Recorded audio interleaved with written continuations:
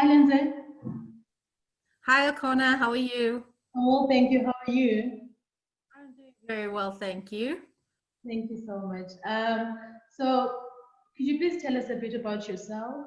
Maybe share a bit of your academic background and how you got to be Dr. Donaldson.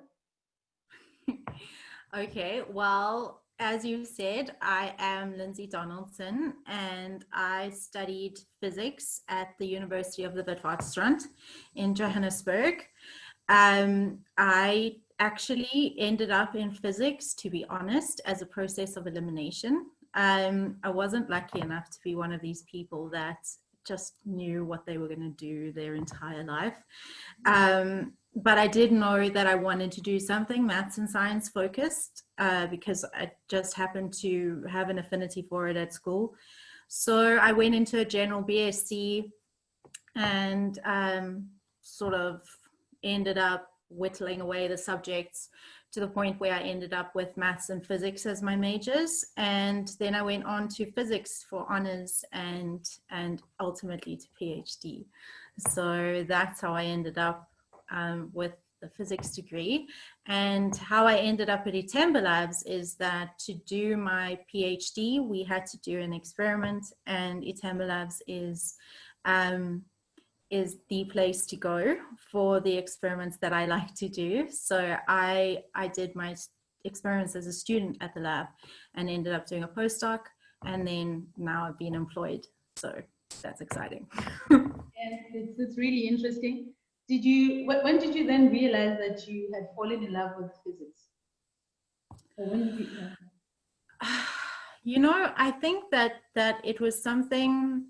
I think in honors, you really realize, one of the lecturers actually said to us when we were moving from third year to honors, that once you've completed honors, only then can you call yourself a physicist. And he really wasn't joking, because honors is not a joke.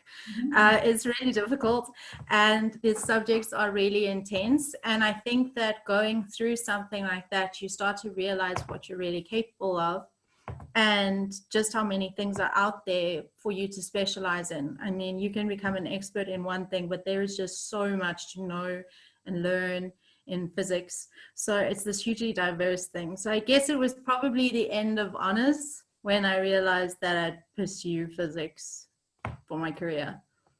Okay. That's how it is for most of us. That's how it has been for most of us. So that's good. But how did you get into the role that you're in now at iThemba Labs? Like, what maybe convinced you to do it? And what does your role entail? Okay, so I'm a research scientist at the lab, and I work specifically with the K600 magnetic spectrometer. So as I mentioned earlier, I did my postdoc at the lab as well. And the team of people that I work with are just amazing.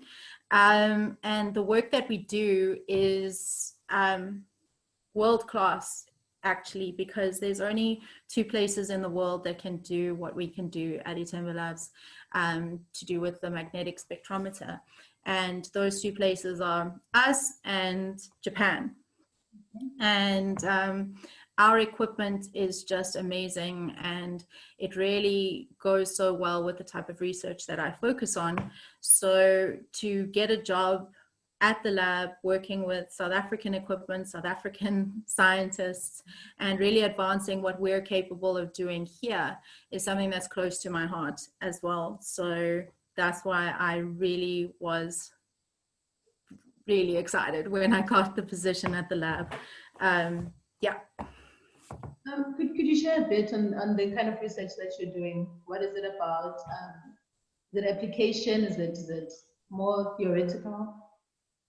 So it's what we call nuclear structure physics, where you actually end up looking at the literal structure of the nucleus of any type of element, and basically using the accelerator, which will sort of send protons, for example, through and make them go really, really fast, and it will hit some kind of target. and it will interact with that target. And basically, by looking at what happens in that interaction, we can tell what shape the nucleus is, because a nucleus can have several shapes. It can be spherical, it can be a Smartie shape, it can be a rugby ball shape.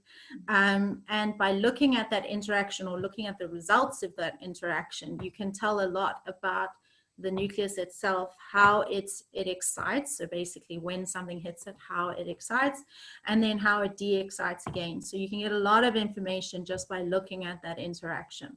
So I look at the structure of nuclei themselves. Okay, and how do you do this? Do you do it using the spectrometer that you were talking about? Yes. So we use the cyclotron that iThemba Labs has, and the cyclotron will accelerate the particles that we want. It will bring it through a whole series of magnets, which either bend or squeeze the particles, and then it will come through to the spectrometer. It will hit the target, and then the spectrometer is what we use to look at the results of that. And then we have detectors at the end of the spectrometer, which allow us to look at the results of that interaction. So yes, the short answer is yes. That's really interesting.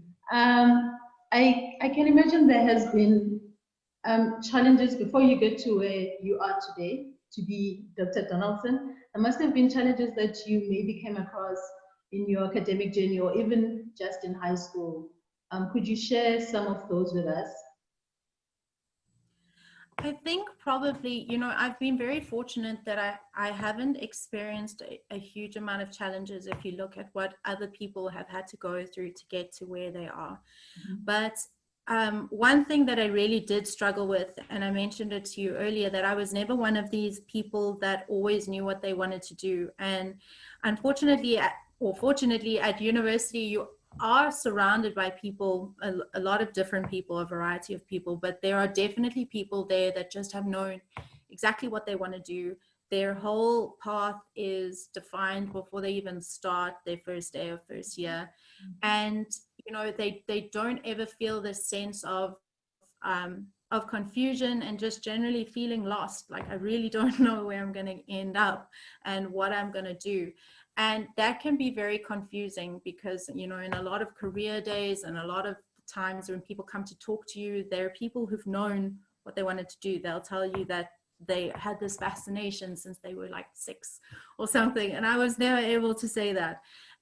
So I had to work through that and realize that it's okay not to have all the answers all the time, and to know exactly where your path is going to lead, and to sort of let things fall into place as they will. Because I generally like to plan things. So that was a little bit difficult for me, but I think that was my biggest challenge. I hear you. And so now that we're here, amidst all of the uncertainty at the beginning, and now you are here and you are doing something that you love, what are some of the most rewarding or exciting experiences you have in nuclear physics, or that you've had in your career?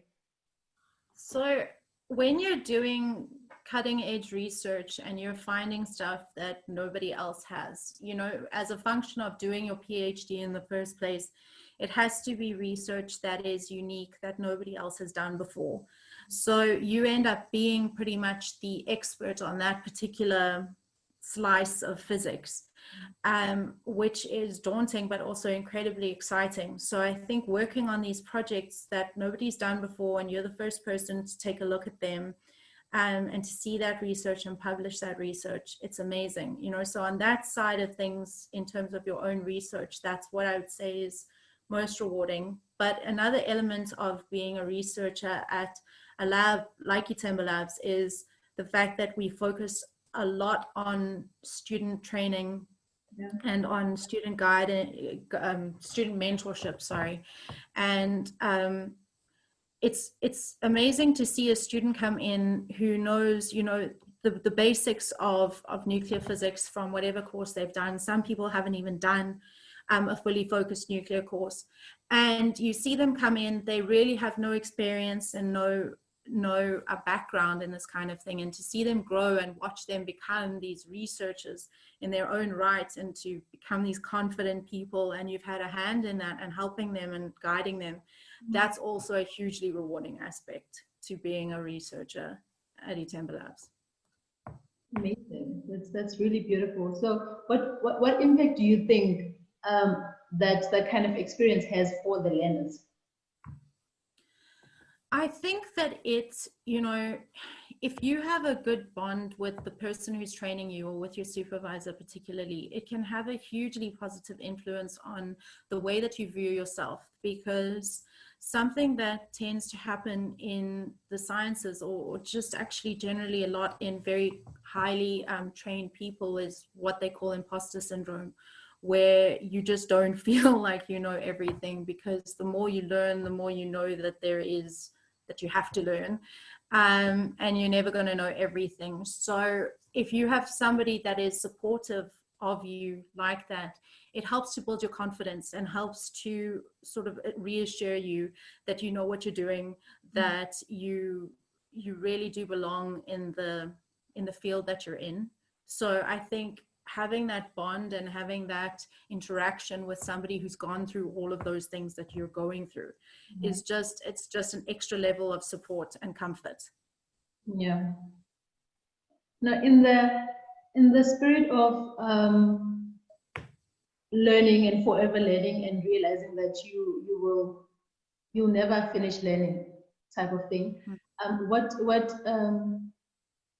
where do you maybe see yourself moving or growing professionally from where we are today?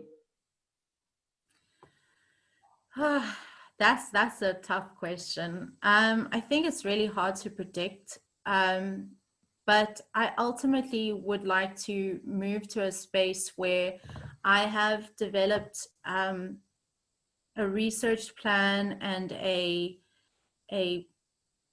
general focus for my research into something more narrowly focused that I can really pour my energy into, because it's quite hard when you're starting out to find your niche, to find where you belong and what you're truly interested in. And you know, you work off what you did your PhD on, and you work off of helping your colleagues with things, but at the end of the day you really have to find your own passion within the field. So once you've already decided that physics is like the thing for you, you still have to focus further after that into a particular I don't know, particular study region that you want to do. So I think if I could get to the point where I have this focus, where I've built up a group of students working with me, postdocs as well, it would be great.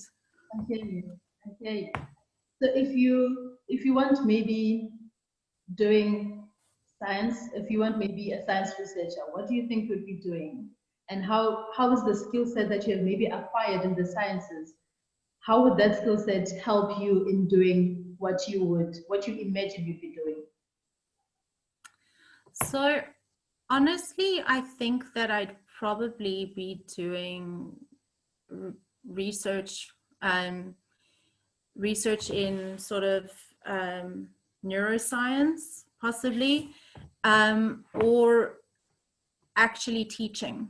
I can say that I've always been passionate about teaching, and I've always been passionate about passing on the knowledge that I have and teaching a younger generation what I've managed to learn myself. And I believe that the world needs a lot of teachers and needs people who value the importance of teaching. So, you know, having, as I said, since we have to interact so much with students, and we're responsible for them, you know, guiding them through their masters or PhD degrees, you really have to find a balance where you are able to teach what you know, in a way that they will understand. So I think that those skills that I've learned in that would be easily transferable. But again, when you do something like physics, the skills, the problem solving skills that you learn, the way that you're taught to think, they are, those skills are applicable anywhere. Banking, data science, all kinds of things. You can apply those skills. So it's quite a useful background to have. I hear you. Do you maybe think that you should look at your your personality and maybe a skill set that you have before you decide on the career that you want? Do you think that is something that is important in you deciding to take a specific career path? I think personality, personality not as much as things that you would enjoy doing. So, you know, if you don't enjoy maths and science at school level and it's not something, like, you always feel like it's an uphill battle, and you don't like it, I would say that, you know, it's probably not the best idea to go into a field that's focused on that. But again, these things can change, you know, and your passions can change. Your personality, I think that you're always able to compensate for that. You know, at the end of the day, when you go into a work environment, all anybody expects is that everybody behaves professionally. So, you know, if you're an introvert, an extrovert, somewhere in between, you know, a difficult person, you don't really get along with other people. I think, you know, that's not as important as just behaving professionally, because most of the time people would just like to get their job done. And as long as you're doing that and assisting in that, I don't think it's as big of a deal. But I do think that you should pick something that you enjoy and that fascinates you, and that you enjoy the challenge of, because work is not always easy and you're not always going to want to go to work every day. But if it's something that challenges you and that pulls something out of you that you're prepared to give, then I think that it's a good basis to work off of. That's interesting. That's cool, actually. And it's the truth.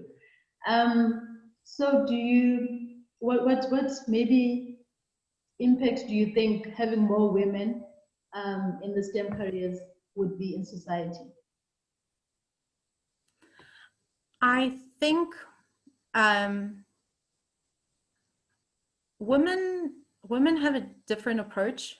I think that they bring multiple facets to a work environment. For me, you know, generally in my experience, the women that I've encountered have been, you know, at the same time as being hugely professional and these like power women that I've come into contact with, they also have a nurturing side to them, and they also have a softness that they bring in their approach to whatever they do. And I think that it just sort of, I don't know, it rounds things out a little bit more. And I would just like to see sort of that it's not such a, you know, if we can get enough women in science, that now it's not such a thing that people notice, you know, that it just becomes every day that of course there's women in science, of course there's women in maths, that it's not this, wow, okay, because there's no reason why women and girls shouldn't be in science or shouldn't be doing that kind of thing. Like, there's no reason why not. I hear you. Do you have any maybe advice for learners that want to pursue careers in science, particularly girl learners? I think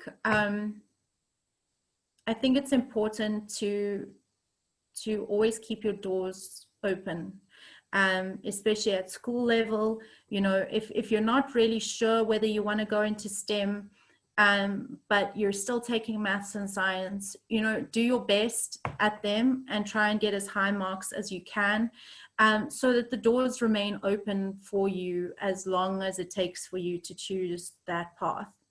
I think one thing I would also say is that if you get an opportunity to establish a relationship with a woman who has gone through the path that you are wanting to go down, fostering that kind of relationship and having a female mentor is something that I can't even describe the benefits that you will get from that, because there's so much unsaid and there's so much that that person will understand of what you're going through and what you're experiencing. And just having that extra level of support is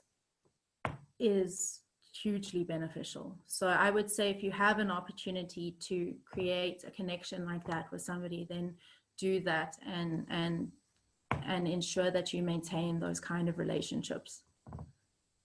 Is that a connection or an opportunity that you can create for yourself? Or I think, can you, or So I think it's a difficult one, because, you know, I think those kind of opportunities would present themselves probably when you're already studying and you're already at university.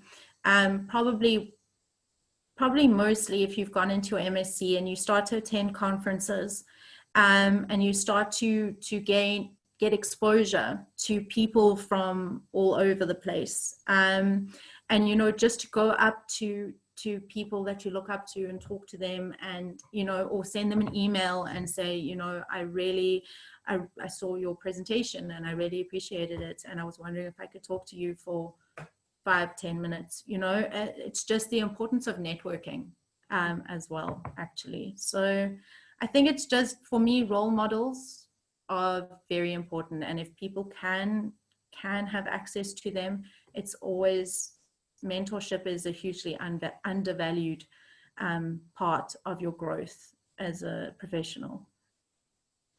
No, thank you so much, Lindsay. That is all. Thank you so much for your time, and You're welcome. to be a part of inspiring the next generation of science researchers, particularly women in STEM. Thank you. Bye-bye. Thank you very much. Thank you.